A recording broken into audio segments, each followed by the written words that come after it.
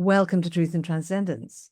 You can find all our other episodes on truthandtranscendence.com.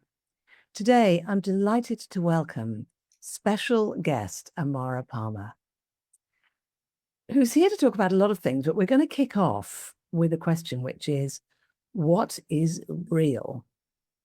And I can already imagine people thinking, well, if you know what's real, please tell me. So it's a big question. Amara carries a message that is both radical and deeply comforting, which is every living being, without exception, has the potential to awaken from the dream of separation, not in some distant lifetime or idealized future, but always now. Her approach is gentle, compassionate, and refreshingly agenda-free. The intention is not to fix or change ourselves, but to release the contractions that perpetuate a sense of separation and to recognize our true nature, that which can never be truly divided. So I absolutely love that. And you can find Amara at amarapalmer.com. So Amara, thank you so much for coming on the show. Thank you for having me, Catherine. It's really good to be here. My complete pleasure. So this question, what is real? And I know this, among other things, you've been exploring for many years. So, and you also mentioned Yes. before we started recording that your answer to this question might be different at different times. So in this moment here today, what does that question mean to you? That question, what is real? Yeah. So I'm realizing just now it's really a matter of context. So when I'm with my clients, many times what's not real is coming in to confuse things. And so it's really important to sink into what's real now. And the only time we can find what's real is now, of course, this timeless time, right now. So I just invite everybody to just settle in and be with this moment as it's appearing. And what brings comfort every time is to recognize sensations, sounds, color, tastes and smells that are happening now. That brings us back into a kind of kindness to ourselves. And from there, we can notice what's arising that wants to be met with loving awareness. And perhaps what's real in that is that awareness can be thought of as foundational to all that is. And what has shifted recently is love has come rushing in. For the longest time, I held a space of non-duality and recognizing consciousness as fundamental, and that's very important to come to explore, to see for yourself if that's true. And yet we're always meeting this moment in sessions, and I like to in my life meet this moment with loving awareness. And so that to me is what's real. What's real is this. What's real is this. And we don't need to build a philosophy around it. We can know what it's like to just come back to this just as it is right now and see, like Byron Katie says, this moment is always much kinder than what our minds would make of it. So here now I've made a distinction between this present moment as it's appearing and then thoughts about this moment. So I can do a deep dive there, or we can go from there. I'm wondering if anything's arisen for you now. Thank you. Any very curiosity? Very beautiful, very beautiful. And in the way that you've described that there, that is something that is actually accessible to anyone. So you're not saying you Yes. have to understand this or learn that or practice that. You're Yes. reminding us that we can find what is real in this moment, whenever we like, Yeah. which is just Yes. beautiful. And so, in the description about you, saying, that what the message you're bringing is comforting. That's a very comforting message, isn't it? The one of, Yeah. actually, we can do this. Any of us can do this. Yes. So And the good, go ahead. go on. No, you do. Well, I was just, what just came to mind is the good news in that, further good news is that all the beautiful qualities are fundamental qualities, which I take to be real as well, like truth and beauty and love and joy and freedom. They're all found here. They're ever present. That's what makes them fundamental qualities of our true nature. They're ever present. And the way we come into contact with them, or the gateway, of course, to experiencing them, is here and now, always. Always. Amazing. So when you're working with people, do you feel that your presence is helping them to keep coming back to that? Yeah. Yeah. And on a very, if we can address the physical level first, a physical level, if my nervous system is deeply regulated and grounded and centered, that's going to be a support. And I sometimes even encourage clients to just connect in and let that entrainment settle their system, and then they can get a better idea of what a truly settled system feels like. And we can come to that together in meditation. On another level, I'm holding a truth about them. I'm holding the truth of their being, which is love, which is this that's ever present, never born, never dying. That truth of them is held here, and that serves as well. Yeah. So you're representing It's for me to not. on their behalf. It's for me to not waver from that. Yeah. The truth of that is here embodied, and so that's held in the container. Yeah. In the container. Wonderful. Yeah. Well, lucky clients. So when can you remember when you first started asking this question, what is real? Oh, yes.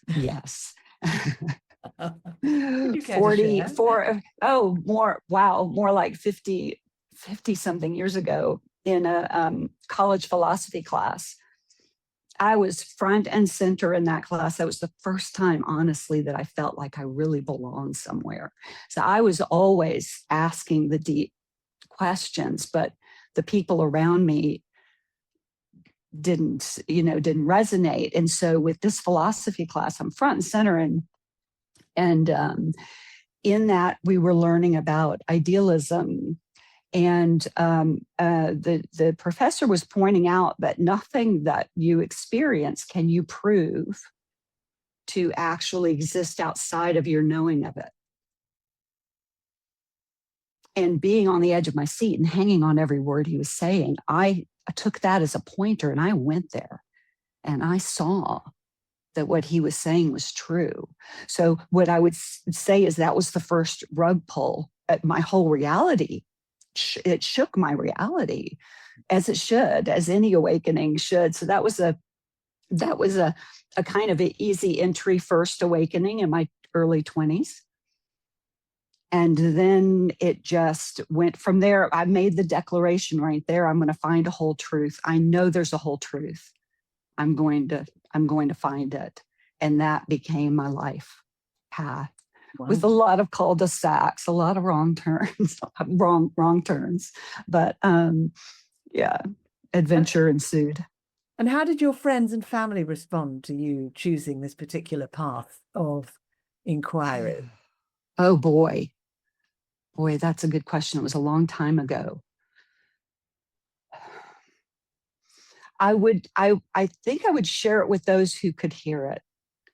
I was careful to share it with those who could hear it.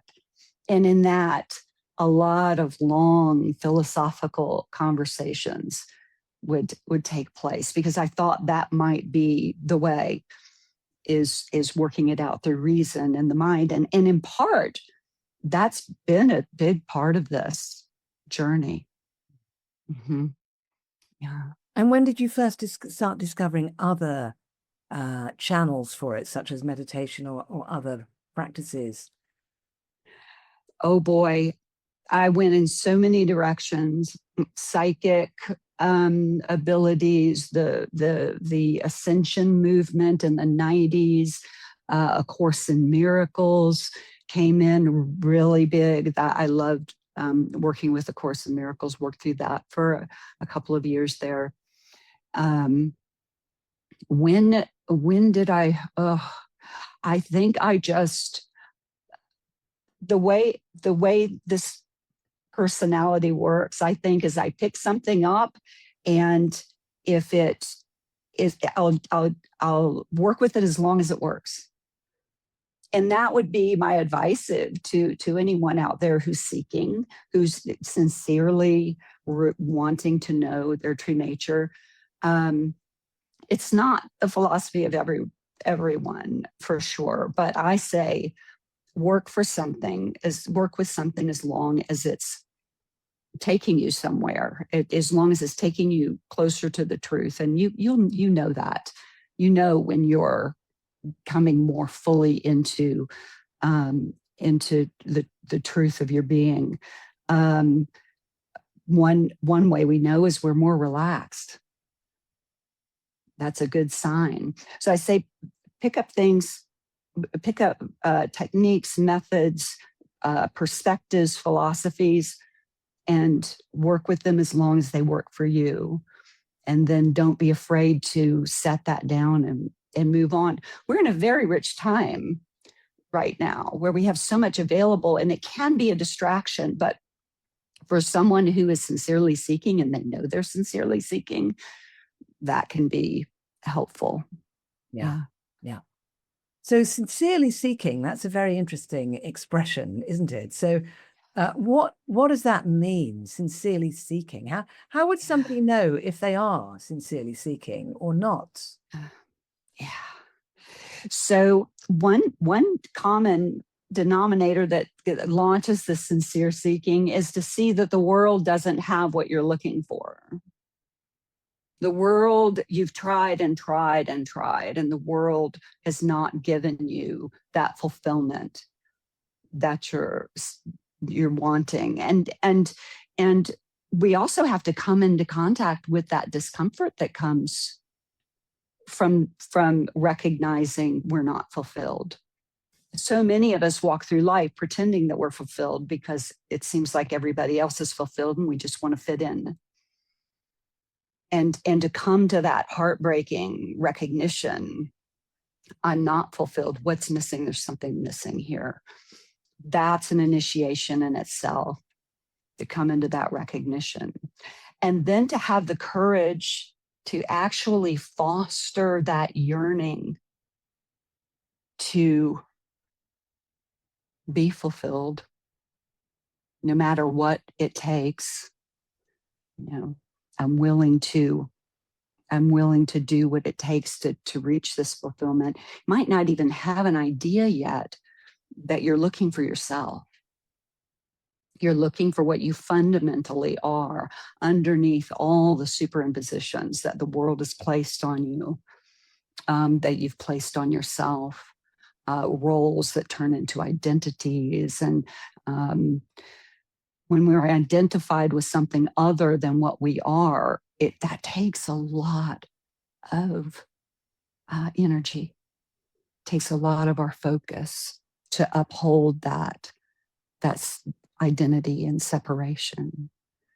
When what we're called to is something very simple. It's just relaxing back as what we authentically are. And do you come across people who find who they authentically are without going through that experience of being unfulfilled? Oh my goodness, Catherine, there are as many ways, as many paths to awakening as there are people here on this planet. Everyone is so unique. That's what is, it's such a cool part of what I do, is tuning into this client's particular way and what works for them. And we sometimes find that together, fine tune it, what's working for you, what isn't working for you, what hasn't worked. And so I feel like I've dropped the question. Oh, can people find it without that? Do people come to this without going through all the steps? And I feel like I went through all the steps. It's really interesting. My particular path, I can go through and see the classical stages of awakening in very particular order and in very particular ways. And for some, it just comes, I could say it can come in a flash, but with a caveat, there's embodiment. We can know something conceptually. I can tell someone, which really does no good. I can tell someone, point to their true nature, and they can take it in as a concept. And that's one level of understanding. They can see it for themselves in an awakening experience, right? A glimpse of truth, and take that in. And that's another level of coming to know our true nature, and another level of awakening. Where the rubber meets the road, though, is in integration. That's something that I really focus on in my practice, is supporting this embodiment piece around what was seen. Because unless it's lived, it's not even half of it. It's not even half of it. To even know, to have seen clearly is a small part compared to the integration of that knowing. Yeah. Amazing. So it sounds like you've actually explored it in the mind very fully, and also in the embodiment very fully. So you recognize what those two things look like, or feel like, and how they're different. Three different ways. So conceptually, just like if you're reading a book, conceptually, like, oh, I think I understand this. And then there's a seeing very clearly, without a doubt, a glimpse, a true glimpse. And then the embodiment piece comes after. And for most of us, the embodiment piece has its own life. If we just surrender to it, everything that contradicts that truth that is now seen, that is now known, everything in contradiction to that comes up to be examined. So awakening inherently means more awareness. And so that means we place more awareness into every aspect of our lives. And that's not always fun. This ain't a fun process necessarily. It's not rainbows and butterflies. I want to say that. Nobody told me that. And I got a little, I went through waves of being like, they never said, they never told me about this part. Yeah. If I ever have the chance, I'm going to tell people.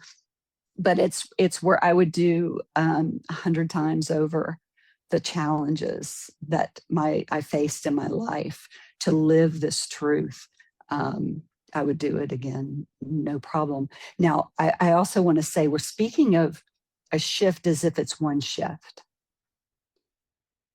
where it's many. At least in my life, it was a progression. Thank goodness it was a progression. And we could say there's a very simplified way to say it is there's the head awakening, the heart awakening, and the gut awakening. And these are very distinct shifts. and can go in that order, but won't necessarily go in that order. So, and in saying that, I can say that models are helpful until they're not. So again, picking up what works and then just setting it aside. We don't want to live with the map as if it's the territory, right? We want to just use it to get, or to recognize perhaps where we are, or to know the next steps to progress forward if it's in alignment with flow. Yeah. Amazing. So you've got this very, very broad container in the way that you're describing it, in terms of all the different ways to travel this journey, and all the ways that can be experienced, and how that can manifest. And I'm guessing that comes from your many years of experience of going through all these different. I love what you said about it's not just one shift. That's certainly been my experience in my life. And sometimes you think, right, that's the shift, it's all done now. And then later on you go, oh. Only every time, Catherine, only every time. It's like, oh, it can't get more fundamental than this. This is it. This is it. Oh, there can't be more love than this. This is it. So funny, right? So hilarious. Yeah, and we can, and if we can just hold that it's never ending in one way or another, it's always a deepening. And lately I've seen, it seems like each awakening is an iteration of a deeper iteration of the last in certain ways. And that can be really fun to see. Beautiful. It's also supported. Yeah. And all has a kind of a life of its own. Learning to trust that stream that's carrying this awakening. It's really awakeness awakening to itself. And so it knows what it's doing. And in a way, awakening through this body mind is kind of like a ride. It can be seen that way too. And it helps to not be deeply identified with the process, and to recognize it as it's a happening, just like the clouds in the sky are passing. Right. You don't want to be the one who's awakening. Right. Go ahead. So you're saying it's not something we have to make happen. You're saying it's a natural thing that happens. Yes. Yes. And so this comes back to that initial yearning. So my advice is always, if someone feels an inkling towards this, is in a recognition that they're unsatisfied in life in general, and they have a sense that maybe what they are looking for is what I'm pointing to, I would suggest fostering this very uncomfortable yearning in the heart that wants knowing, that wants to know the truth. To know the truth. Yeah. Yeah. And do some people experience that yearning as a sort of an appetite for something, as opposed to a dissatisfaction? Yes, that's it. Beautifully said. It turns into a kind of a compass on the path. And we may, some relate more to peace than to truth, or to freedom than to truth. I would say make sure it's a capital P or a capital T or a capital F. We want to make sure that we're going for that fundamental or universal, ever-present quality. And so if someone has a yearning for freedom, true freedom, a freedom that can't be taken away, there's a pointer to whether you're on the right track. It's not a freedom from things in life or life circumstances. Like not having to pay tax. Right.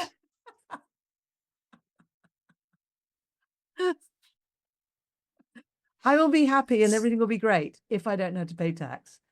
No, right. Not right. No, that would be one of those marks along the way that says, no, life is not giving me this fulfillment.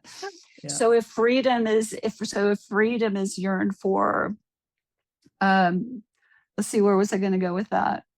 Oh, so funny. So if freedom is yearned for, it's right. So it's what can't be taken away. That's what I wanted to put into context. You end up carrying that freedom with you into whatever circumstances arise. That's what we want. It is not circumstantial freedom. We carry that freedom with us into every circumstance. So beautiful. Well, you're talking my language, because part of the work I do is to help people find the freedom that already is within, which beautiful. is all, Tell me more. Has always been there. Yes. I'll tell you more outside the thing. But okay. but it's essentially what you're saying there, this idea there's something within you that you're looking for, and it's finding it within that actually provides the fulfillment, rather than waiting for the world to deliver it, because it won't. It doesn't. It can't. Doesn't have. It can't. The exterior world cannot give us something on the inside, because by definition it's on the outside. So exactly. So I'm going to go back to something you said earlier, where you talked about coming into a place of awareness in the present moment, and coming into the what is real is what's now, what we're experiencing now. That is what's real. And you made a connection there, that once we connect with that, then we can perceive the world and experience the world with loving awareness. Yeah. So I'd love it if you can, to help bridge those two ideas for me. Why is it, or how is it that being completely aware in the present, and that what's real is this, what's happening now, this is what's real. Yeah. Why does that, or how does that then now mean that our awareness is a loving awareness? I'll say awareness is naturally loving. We might not always see that, but that's seen now. Because it's love is the foundation to all things. I've seen, and I hold that love is the foundational emanation, the first, a kind of a first or a prior emanation. There was something there, though. I don't know if I answered your question, but how the present moment brings us to this would be in that the present moment is all there really is. So there may be reasons. There are two things I want to share here. One is that one may feel uncomfortable in the present, coming into present moment experience. It's more comfortable to think about the past or the future and dwell with the mind, be only in the mind, like out of the body, in the mind, and dwell what we think of as being in the past and future, but where are those thoughts occurring and when they're happening now. So there is no escape from this present moment.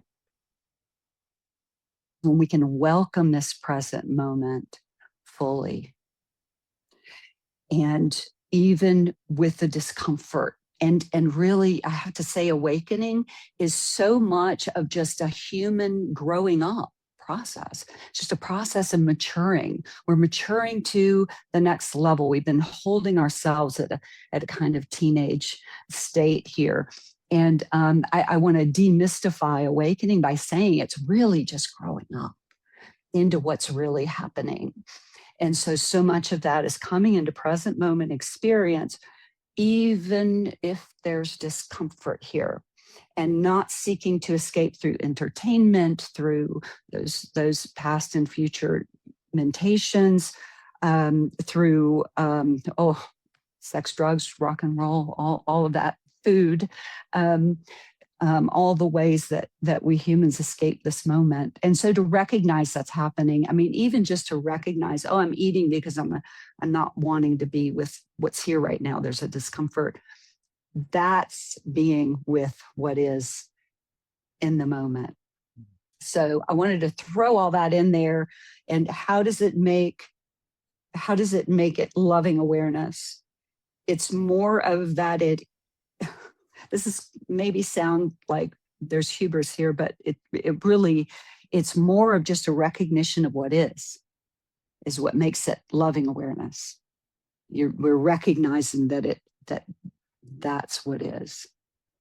I understand. Yeah. Thank you. Beautifully Yeah. explained. Yes. So because love is the fundamental foundational reality, when we come into awareness of reality, we are then in a space of love automatically, because it is the ground of being. It's the foundational ground of being. Yes. Yeah, that makes perfect sense. Yeah, and I'll say it's more available. It's more available. It is available. That's the only place it's available. Now, superimpositions of, like I was saying, of identity, like if there's a notion, we are so powerful. We have no idea how powerful we are.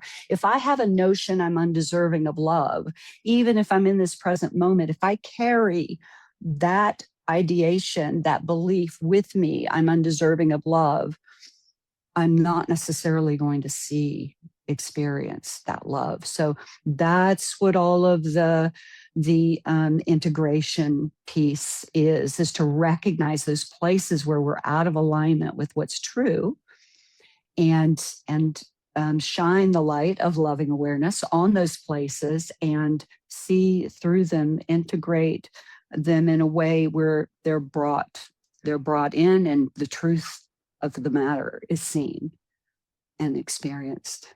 Yeah. Amazing. Wow. So, I mean, honestly, I could quite happily carry on talking to you for hours, Amara, because Same. You're delightful. Oh, thank you. Well, because all this stuff is it just feels so profoundly nourishing to the spirit, talking about this. And, and I just love how you're sitting there sort of holding this for your clients, and you've done all this work over the years. Is there anything else you'd like to share about when people come to you, what kind of things you do with them, how you kind of interface with them? Okay. So first and foremost, we're coming with things as they are. We're meeting each other as we are. And there are no demands placed. Again,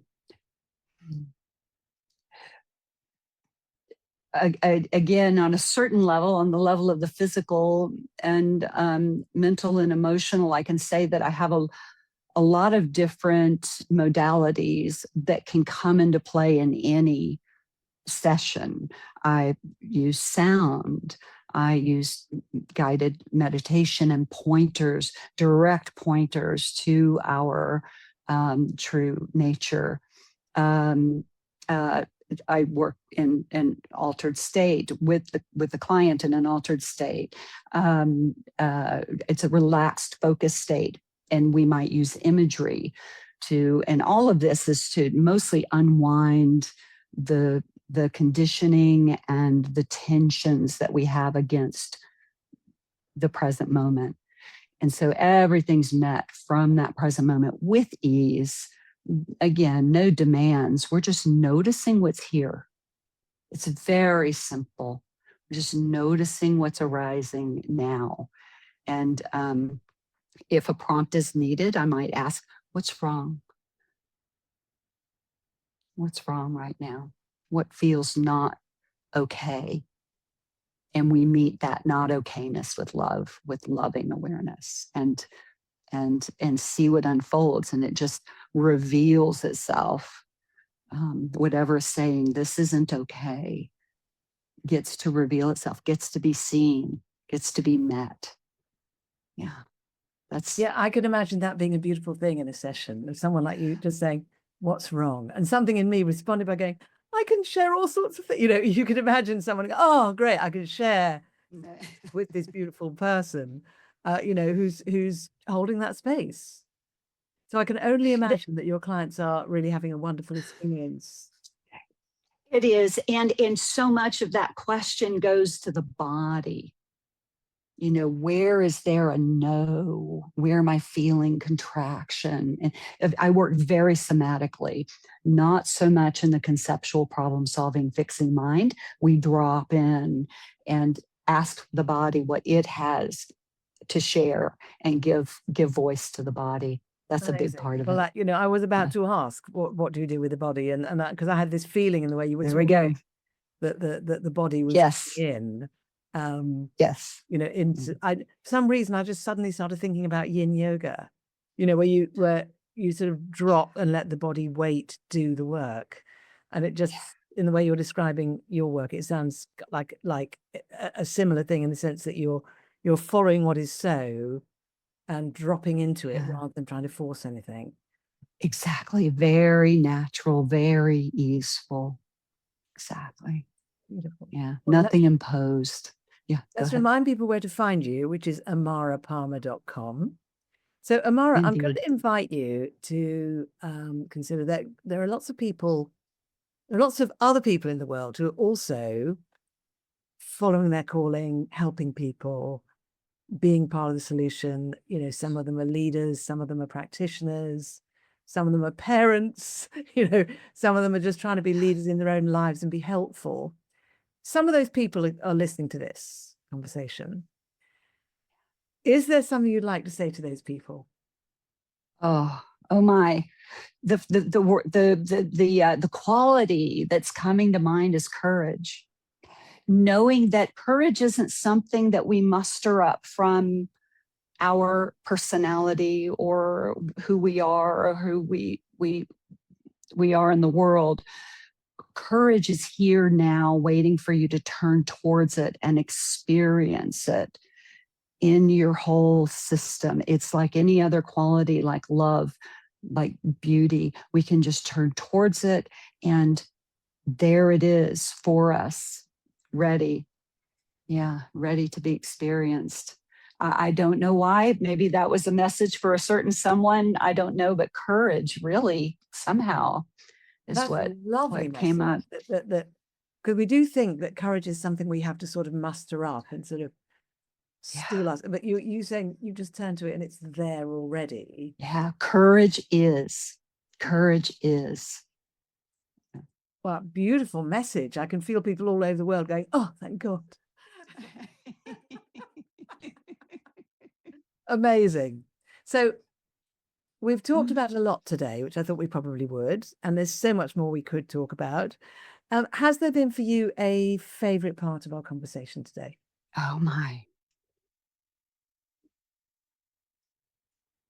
I mean, just it's more of the connection I feel with you. This is my favorite part of every interaction, is the connection, the true connection. And I feel like you've really opened yourself up to me to allow for that connection to happen. And that's what I most appreciate. Yeah. Beautiful. Thank you. And I feel the same. I feel like you've been very, very open with what you've shared with us. And there's been this feeling of traveling this delicate journey together in the conversation. Lovingly, which has just been a beautiful experience. Yes. Yes. You've made it easy. Thank you. Thank I you appreciate so it. So this has been just a beautiful conversation. So everybody watching and listening, do check out amarapalmer.com. And I also work with people, helping them step deeper into their calling. So if you're following your calling and you're feeling yourself wanting to step deeper into it, you might fancy having a chat with me, and you can find a link in the show notes for a clarity call. So, Amara, thank you so much for coming on the show. My pleasure. And everybody, I'll see you next week.